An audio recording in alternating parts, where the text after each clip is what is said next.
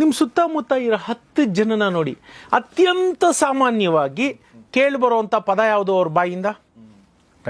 Time ಇಲ್ಲ, ದುಡ್ಡಿಲ್ಲ. ಅಥವಾ ದುಡ್ಡಿಲ್ಲ, ಟೈಮ್ ಇಲ್ಲ. ಇವೆರಡರಲ್ಲಿ ಒಂದು ಜಗತ್ತಿನ 95% ಅಥವಾ ಅದಕ್ಕಿಂತ ಹೆಚ್ಚಿನ ಪ್ರತಿಶತದ ಜನ ಸದಾ ಆಡುವ ಮಾತು ಏನು ಹೇಳ್ತಾರೆ? ಯಾವಾಗಲೂ ದುಡ್ಡಿಲ್ಲ, ದುಡ್ಡಿಲ್ಲ, ದುಡ್ಡಿಲ್ಲ. ಸರಳ ಸತ್ಯ ಏನು ಗೊತ್ತಾ? ದುಡ್ಡಿಲ್ಲದೆ ಸತ್ತಿರೋರ್ಗಿಂತ, ದುಡ್ಡಿಲ್ಲದೆ ಸೋತಿರೋರ್ಗಿಂತ, ದುಡ್ಡಿನ ನಿರ್ವಹಣೆ ಸರಿಯಾಗಿ ಮಾಡದೆ ಸತ್ತಿರುವವರ ಸಂಖ್ಯೆ, ಸೋತಿರುವವರ ಸಂಖ್ಯೆ ಅಸಂಖ್ಯ.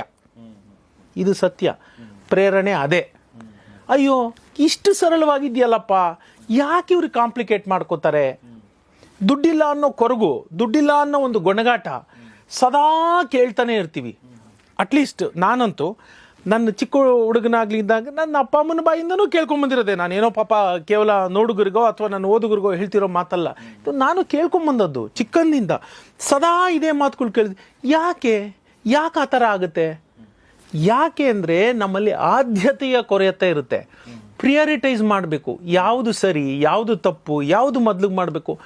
ನಿಮ್ಗೆ ಮಗಂದು ಸ್ಕೂಲ್ ಫೀಸ್ ಬರುತ್ತೆ ಅಂತ ಗೊತ್ತಿಲ್ವಾ? ಮೇ ಜೂನಲ್ಲಿ ಟ್ರಿಪ್ಗೆ ಹೋಗ್ಬಿಡ್ತೀರಾ. ಆಮೇಲೆ ಇಲ್ಲ ಅಂತೆಲ್ಲೋ ಸಾಲ ಮಾಡ್ತಾರೆ. ಮಗು ಫೀಸು ಅರ್ಧ ಕಟ್ಟಿರೋಣ, ಇದು ಮಾಡೋಣ, ಕ್ರೆಡಿಟ್ ಕಾರ್ಡಲ್ಲಿ ಕೊಡೋಣ. ಆದ್ಯತೆ, ಪ್ರಿಯಾರಿಟಿ ಕೊಡಿ. ಯಾವ ಖರ್ಚು ಮೊದಲು, ಯಾವ ಖರ್ಚು ನಂತರ, ಇದ್ರ ತಿಳುವಳಿಕೆನೇ ಇಲ್ಲ ಜನಕ್ಕೆ. ಅವ್ರಿಗೇನು ಗೊತ್ತಾ, ಇವಾಗ ಇದನ್ನಿಸ್ತು ತಕ್ಷಣ ಮಾಡಿಬಿಡ್ಬೇಕು ಅಂತ ಹೋಗ್ತಾರೆ. ಅದಲ್ಲ ಬದುಕು ಅಂದರೆ. ಅದಕ್ಕೊಂದು ನಿಯಮ ಇದೆ. ನಾನು ಸದಾ ಹೇಳ್ತಿರ್ತೀನಿ, ಬದುಕು ಬೇರೆ ಅಲ್ಲ, ನಾವು ಆಡೋ ಆಟಗಳು ಬೇರೆ ಅಲ್ಲ.